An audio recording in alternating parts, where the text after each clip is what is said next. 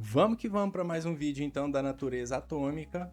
Os átomos são os blocos de construção da matéria e agora a gente já está na oitava discussão desse tópico e aqui a afirmação é a seguinte: o arranjo dos elétrons nas camadas ao redor do núcleo atômico determina as propriedades químicas do átomo. Então, essa é a nossa discussão: elétrons em um átomo. Vamos lá.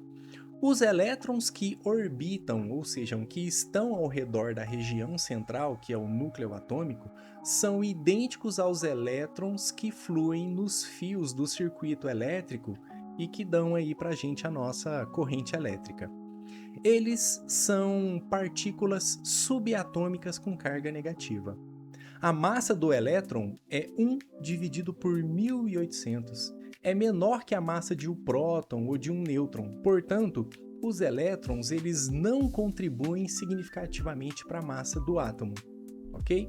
Perceba então que a massa do elétron é bem pequenininha, bem pequena mesmo, quase insignificante. Pois bem, em um átomo eletricamente neutro, ou seja, mesma quantidade de prótons e de elétrons, positivos e negativos, o número de elétrons negativos sempre igual ao número de prótons positivos. Pegou essa ideia? Quando o número de elétrons ele é diferente do número de prótons, aí o átomo já não é mais neutro. Ele passa a ter uma carga líquida, que pode ser negativa em excesso ou positiva em excesso. Os átomos com carga líquida, eles vão ser chamados de íons. Então a gente vai ter íon positivo, íon negativo. O modelo clássico do átomo, ele consiste de um pequeno núcleo cercado por elétrons em sua órbita. Bom, isso aqui é só um modelo. O átomo, ele não é bem assim. Mas essa imagem, esse modelo, ele serve para a gente estudar as propriedades, ok? Então vamos continuar. A atração entre o próton e um elétron pode causar a formação de uma ligação entre os átomos, e isso vai dar origem a, por exemplo, uma molécula. Dois átomos que são mantidos juntos por esse compartilhamento de elétrons terá uma ligação que, por exemplo, pode ser a ligação covalente. No entanto, os átomos também podem se unir quando íons de cargas opostas são formados, sendo mantidos juntos por força elétrica simples. E essa ligação, que ela é mais forte, ela é uma ligação iônica. Assim como o sistema solar, o átomo ele é em sua maior parte um grande espaço vazio. O núcleo e os elétrons ao redor ocupam apenas uma fração minúscula daquele volume atômico.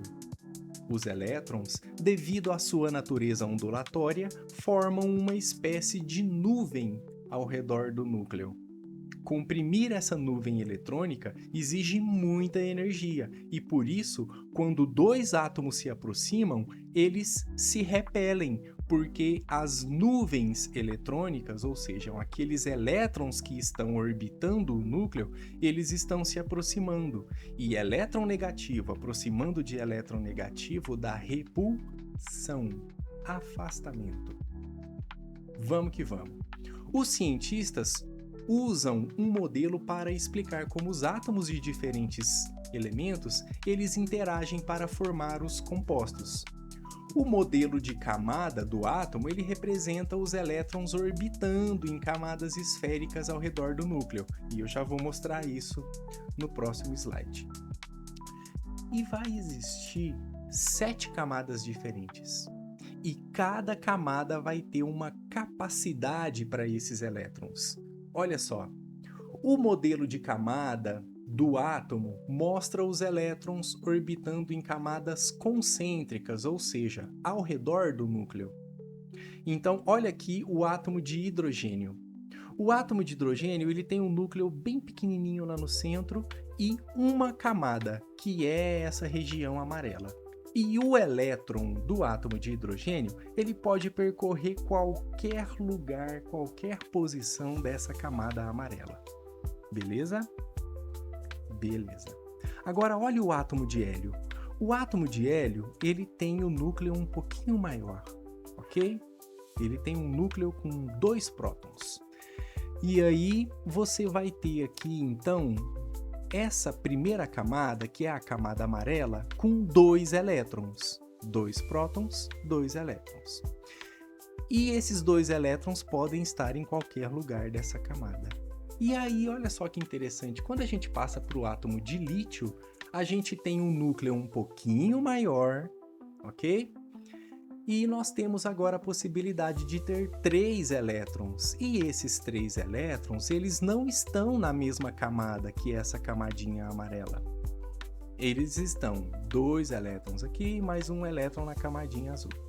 E aí esses elétrons, eles podem ocupar qualquer lugar. Esses 2 elétrons podem estar em qualquer região dessa camada amarela, ao passo que esse elétron pode estar em qualquer posição dessa outra camada em azul.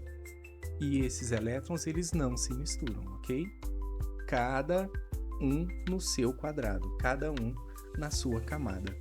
E isso vai acontecendo para os elementos mais complexos. Olha o átomo de alumínio, que tem também muito mais prótons no seu núcleo. E ele vai ter mais camadas, ok? Então tá lá a camada amarela, a azul, uma verde, e aqui nós temos então 3 camadas. E nessas 3 camadas estão distribuídos um total de 13 elétrons, ok? Então essas camadinhas aqui, como se fosse uma cebola, ok? Ilustra de uma forma mais aceitável a ideia que a gente tem de átomo. A tabela periódica, ela vai ser o gráfico que lista os átomos pelo seu número atômico, lembra dessa propriedade do átomo? E pelo arranjo de seus elétrons. Ao ler da esquerda para a direita, cada elemento possui um próton e um elétron a mais que o anterior. Ao descer, cada elemento possui uma camada de elétron preenchida a mais do que o elemento de cima. A tabela periódica ela é uma espécie de mapa rodoviário dos químicos. Então tá aqui a imagem da tabela periódica, você pode ler ela de diversas maneiras, tá? Como se fosse uma leitura horizontal, da esquerda para a direita ou de cima para baixo, e isso vai te dar interpretações diferentes a respeito da quantidade de partículas de cada um desses átomos. Beleza? Aqui está também a tabela periódica, mas agora mostrando para você a dimensão desses átomos, ok?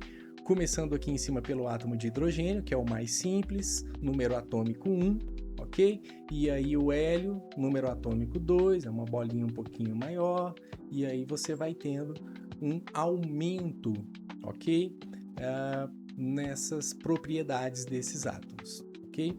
Beleza? Então vamos lá. Continuando a nossa discussão, cada linha da tabela periódica corresponde a um número diferente de camada de elétrons do átomo. Beleza?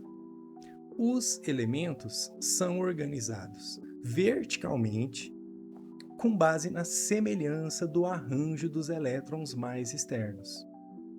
Os elementos da mesma coluna pertencem ao mesmo grupo ou família, tá? Então, mesmo grupo ou família, mesmo grupo ou família. Lembrando que coluna é na vertical, linha é na horizontal, beleza? Os elementos de um mesmo grupo possuem propriedades químicas semelhantes, porque os seus elétrons mais externos estão organizados de forma parecida. Essa propriedade inclui temperatura de fusão, de congelamento, condutividade elétrica, o próprio flavor, que é o sabor, a textura, a aparência, a cor da substância, com qual elemento que reage. Tudo isso vai estar sendo possível de ser descrito pela leitura da tabela periódica, beleza? Para finalizar essa discussão sobre os elementos de um átomo, responda a essa pergunta. O que determina o arranjo dos elétrons ao redor do núcleo? Você consegue responder? Aguardo a sua resposta nos comentários aqui do vídeo ou no seu caderno. Assim que você responder, eu te dou um retorno da sua resposta. Eu agradeço a sua atenção até aqui e no próximo vídeo a gente vai finalizar a nossa discussão. É um vídeo bem rapidinho sobre as fases da matéria. Valeu!